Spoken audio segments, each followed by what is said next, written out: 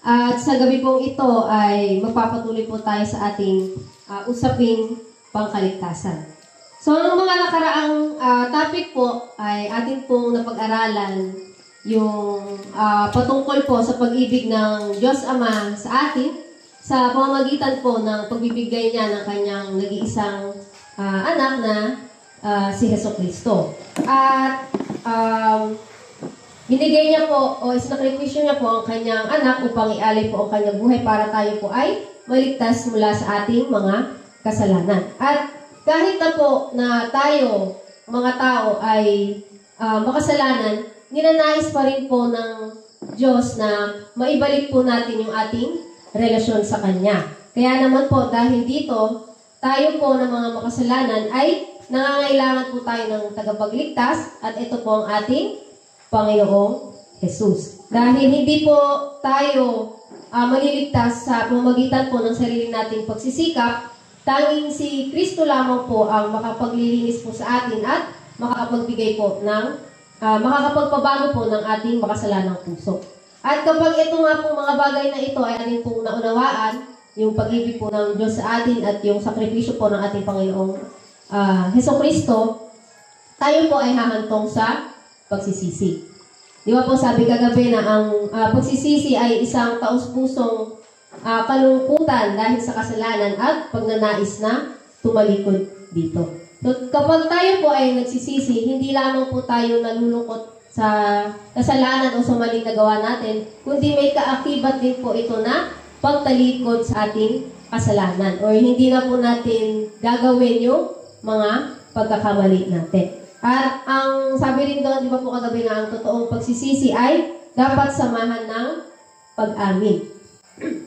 Kung saan ito po ay kinikilala po natin yung ating mga kasalanan sa harap ng Diyos at nagtitiwala po tayo na tayo ay Kanyang patatawarin. So, ano pong kasunod ng mga ito? So, sa gabi pong ito ay akin pong ibabahagi sa inyo ang patungkol sa consecration o pagtatalaga. Ito po ay isang paanyaya sa atin ng ating Panginoon na hanapin po natin ang Diyos ng buong puso. At buong-buo po natin isusuko, iaalay po yung ating sarili sa Kanya upang atin pong maranasan yung pagbabagong tanging siya lamang po ang makakapagbigay. So atin pong alamin kung paano po natin ito gagawin. Sabi po dito sa Jeremiah 29:13, kapag hinanap ninyo ako, ako'y inyong matatagpuan. Kung buong puso ninyo akong hahanapin. So ito po ay isang napakagandang pangako ng Diyos sa atin. Na kung atin pong buong puso siyang hahanapin at kapag binigay po natin sa Kanya yung ating buong atensyon, yung ating pong buong pagsuko, siya po ay ating masusumpungan o matatagpuan. Pero ano po ba talaga yung ibig sabihin na hanapin ang Diyos ng buong puso? So, halimbawa po, meron po tayong isang bagay na nawawala. Halimbawa na lang yung cellphone po natin o yung ating pera. So, di ba po kung titingin-tingin lang po tayo dyan sa paligid, maliit po yung chance na makita po natin yung ating hinahanap.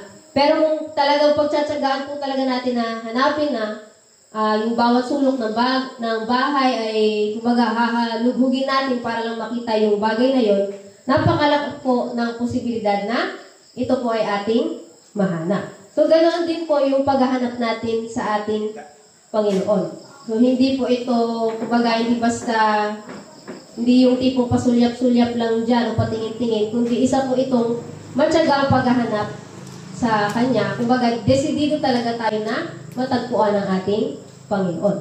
Bakit naman po kaya kinakailangan natin na hanapin siya? Ayon po dito sa Ephesians 2 verse 1, noong unay patay kayo dahil sa inyong mga pagsuway at mga kasalanan. So, kung wala po ang Diyos sa ating buhay, tayo po ay patay spiritually. So, parang kung, di ba sa sasakyan na patay yung baterya, di ba hindi naman po yun aandar o gagana. So, ganoon din po tayo na kung wala pong Diyos sa ating buhay, tayo po ay spiritual na mga patay at wala po tayong kakayahang mamuhay ayon sa layunin ng ating Panginoon. Pero dahil nga po sa sobrang pagmamahal niya sa atin, inaalok niya po sa atin ang bagong buhay. Sabi pa po dito sa Isaiah 1 verses 5 and 6, ang buong ulo ay masakit at ang buong puso ay nanglulupaypay. Mula sa talampakan ng paa hanggang sa ulo ay walang kagalingan. So dito po sinasabi na tayo po ay tulad ng isang taong matindi yung sakit o yung karamdaman. Kumbaga yung buong pagkatao po natin ay apektado po ng kasalanan. Pero meron nga po tayong mabuting balita dahil ninanais po ng Diyos na pagalingin po ang bawat isa sa atin. Dahil ayaw niya po tayo na manatili sa ating kasalanan, manatili sa ating mga sakit o sa ating pagkasira. Dahil siya po yung ating dakilang magagamot na handa po tayong pagalingin at muling gawing buo. So, paano po ba natin makukuha yung kagalingan?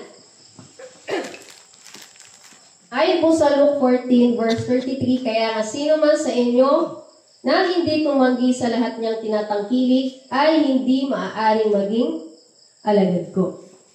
So, sabi po dyan na kinakailangan po natin itanggi o isuko yung lahat na mayroon tayo dito sa sanlibutan. So, ibig sabihin po na para maging tunay na tagusunod po tayo ni Kristo, kinakailangan po na handa tayong isuko yung anumang humahad lang sa ating ugnayan sa Kanya. Ito po ay maaari yung mga bagay na malapit sa ating mga puso, yung mga habits natin, yung mga gawin natin na hindi nagugustuhan ng Panginoon. Maaari rin ito po yung mga kayamanan natin, mga ari-arian natin dito sa sanlibutan.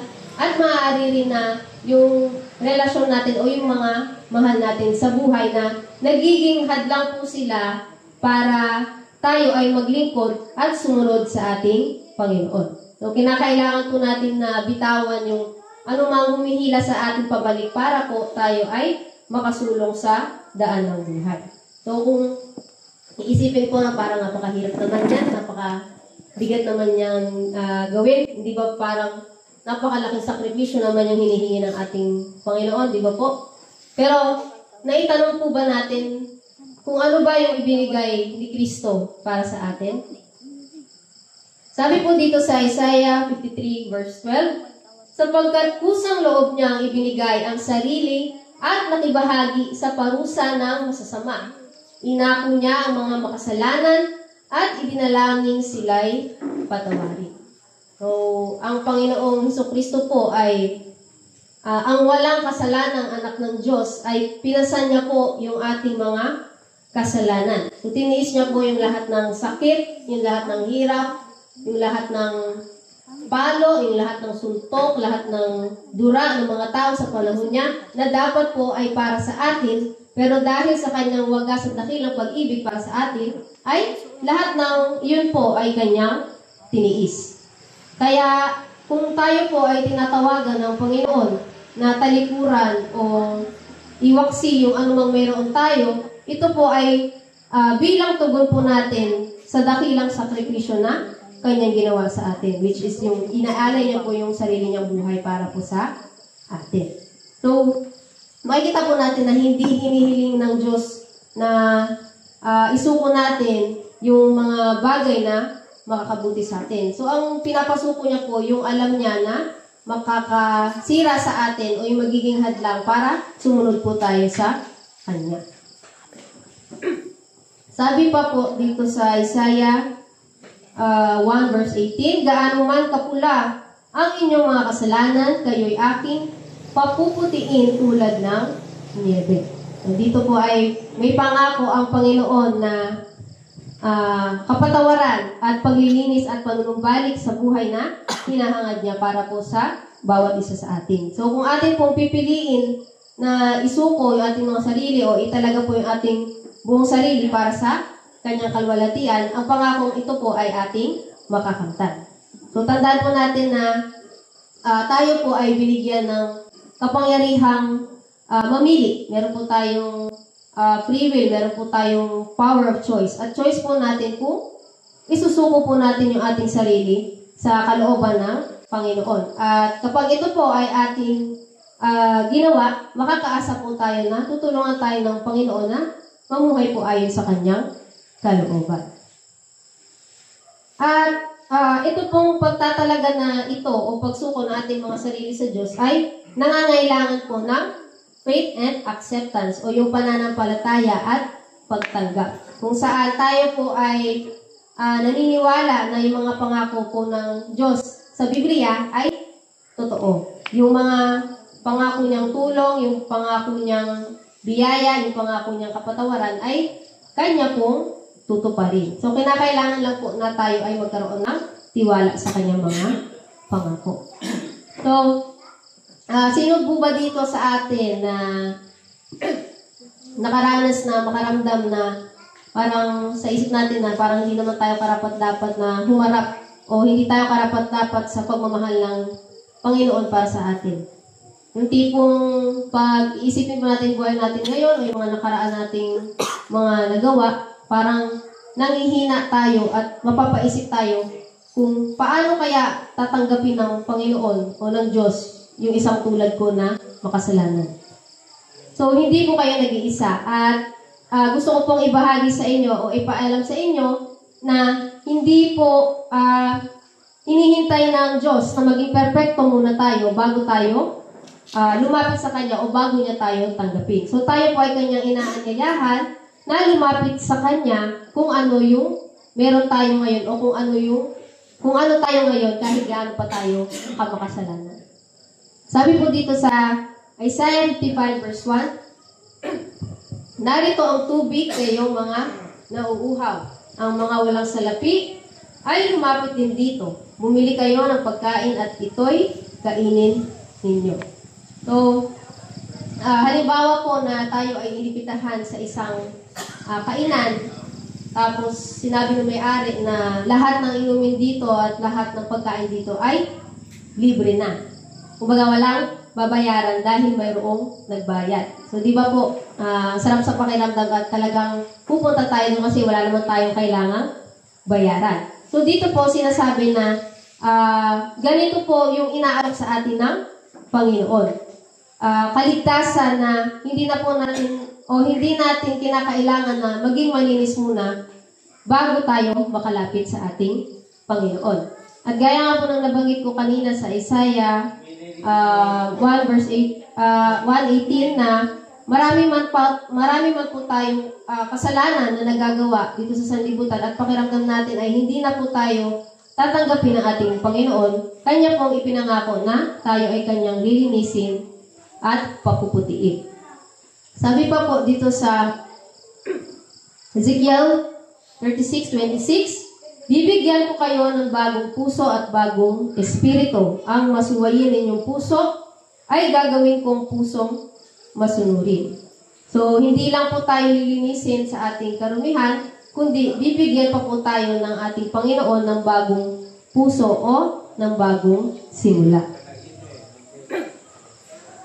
1 John 1:9, subalit kung ipinapahayag natin ang ating kasalanan, patatawarin tayo ng Diyos sa mga ito at lilinisin tayo sa lahat ng ating kasalanan sapagkat siya'y tapat at matuwid. Pero paano po kaya tayo makakasiguro na ito ay pagkakalob sa atin ng Panginoon? Kumbaga, paano natin matatanggap yung ating yung kapatawaran na hinihingi natin sa Kanya? Sabi po sa Mark 11:24, ang lahat ng mga bagay na inyong idinadalangin at hinihingi ay magsisampalataya kayo na inyong tinanggap na at inyong kakamtin. So, kinakailangan po na mayroon tayong faith o pananampalataya. So, kapag tayo po ay humingi ng kapatawaran sa ating Panginoon, dapat meron po tayong kasamang pananampalataya. Kinakailangan po na tayo ay maniwala na Kanyang tutuparin yung mga pangako na Kanyang sinabi sa Biblia. Sabi po sa Romans 8 verse 1, ngayon nga'y wala nang anumang paghatol o pagkondena sa mga na kay Kristo Jesus. So kung atin pong tatanggapin ang ating Panginoon, sinasabi po dyan na wala nang anumang paghatol o pagkondena. Hindi na tayo magiging alipin ng ating nakaraan, ng ating pong mga kasalanan. Kumbaga, para po tayo nakatayo sa isang hukuman, tapos tayo ay guilty, tayo ay may kasalanan. Pero sinabi ng judge na makakalaya ka na dahil meron ng ibang nagbayad para sa kasalanan mo. So, napakasarap po diba sa pakiramdam na maranasan yung ganung bagay na tayo yung may kasalanan pero iba yung nagbayad para sa atin. At yun po yung ating Panginoong Jesucristo. Ganun niya po tayo kamahal na handa niyang isakripisyo ang lahat para sa atin. Sabi pa dito, kayo'y tinubos ng dugo ni Kristo. So, ayun nga po, no, ganun tayo kahalaga sa ating Panginoon na handa niyang isakripisyo ang lahat para po sa ating kaligtasan. So, sa pagtanggap po natin kay Kristo, paano na po kaya tayo magpapatuloy sa ating buhay? Sabi po dito sa Colossians 2 verse 6, kung paano nga na inyong tinanggap si Kristo Jesus na Panginoon, ay magsilakad kayong gayon sa Kanya. So, hindi lang po tayo maniniwala ng isang beses. Kinakailangan po natin, nalakaran po natin yung ating paniniwala sa araw-araw nating pamumuhay. Dahil yung pananampalataya po ay hindi lang po siya isang beses na desisyon. Ito po ay isang paglalakbay at nais ng Diyos na samahan tayo sa bawat hakbang na gagawin po natin sa ating buhay. At tandaan nga po natin na hindi tayo kailanman iiwan o susukuan ng Diyos dahil sabi niya po dito sa Jeremiah 31 verse 3, iniibig ko kayo ng walang hanggang pag-ibig. So kahit na po tayo ay lumayo, kahit na po tayo ay magduda, patuloy po tayong tinatawagan at hinihintay ng ating Panginoon. Sabi po sa Isaiah 44:22, ang pagkakasala mo'y pinawi ko na. Naglahong ulap ang katulad. Ika'y manumbalik dahil tinubos na kita at pinalaya. So, wag po natin panghawakan o balik-balikan pa yung nakaraan, yung mga nakaraan nating nagawa. Wag po nating pakinggan yung bulong ng kaaway na hindi ka na mahal ng Diyos dahil napakamakasalanan mo, hindi ka na niya matatanggap. So, wag po natin pakinggan yung anumang sinasabi ng kaaway dahil hindi po yung totoo. Dahil nakita naman po natin, di ba sa mga nabasa natin yung pangako ng ating Panginoon na handa niya po tayong patawarin at bigyan ng bagong simula kung hahayaan po natin ang ating Panginoon. Ezekiel 18:32, sapagkat wala akong kasayahan sa kamatayan niya na namamatay, sabi ng Panginoong Diyos. Kaya't magsipag balik loob kayo at kayo'y mga buhay. So, mayroon pong buhay sa ating Panginoong Jesus. Ngayon po, yung pagkakataon natin para magbalik loob sa Kanya. Di ba sabi nga po kanina sa kanta na, wag nang magduda pa, ngayon gawin mo na. So, hindi po sa susunod na linggo, sa susunod na araw, hindi rin po bukas, kundi ngayon. Dahil hindi po natin alam kung anong pwedeng mangyari bukas, dahil hindi po natin hawak ang ating buhay. Ito po ay pinahiram lang sa atin ng ating Panginoon. Kaya wag po natin sayangin yung bawat oras o bawat pagkakataon na ibinibigay po sa atin ng ating Panginoon. Dahil sabi nga po kanina na handa siya na patawarin tayo, handa siya na bigyan tayo ng bagong puso, ng bagong buhay. Ang hinihingi lang po niya sa atin ay maniwala at lumapit sa Kanya. Gaya nga po diba nang sabi sa kanta kanina na lumapit sa Kanya, ibigay buong sarili, puso't kaluluwa, wag nang maghintay pa. Ngayon mo ito gawin sapagkat di mo batid kung ano ang dala ng bukas para sa iyo. Kaya ihandog mo na ang buhay mo sa Kanya. So, kaya sa gabi pong ito ay aking pong hinihikayat ang bawat isa sa atin ngayon na gumawa po ng desisyon. Ang hanapin po ang Diyos ng buong puso. At talikuran po natin yung anumang bagay dito sa sanlibutan na pumipigil sa atin at isuko po natin sa Kanya ang ating kalooban. Nang sa gayon po ay atin pong maranasan yung tunay na kasiyahan at kapayapaan na tanging Panginoon lamang po ang makakapagbigay sa atin. Wag din po natin gawing batayan yung ating damdamin, kundi magtiwala po tayo sa kanyang mga pangako na ito po ay kanyang tutuparin. At ngayon po, yung tamang panahon para tayo ay manampalataya at tanggapin po yung kapatawaran na kanyang ibinibigay sa atin at nakaran po ng buong pagtitiwala yung bagong buhay na kanya po ipinagkakaloob sa bawat isa sa atin. So, muli po magandang gabi at maraming salamat po sa pagkakas.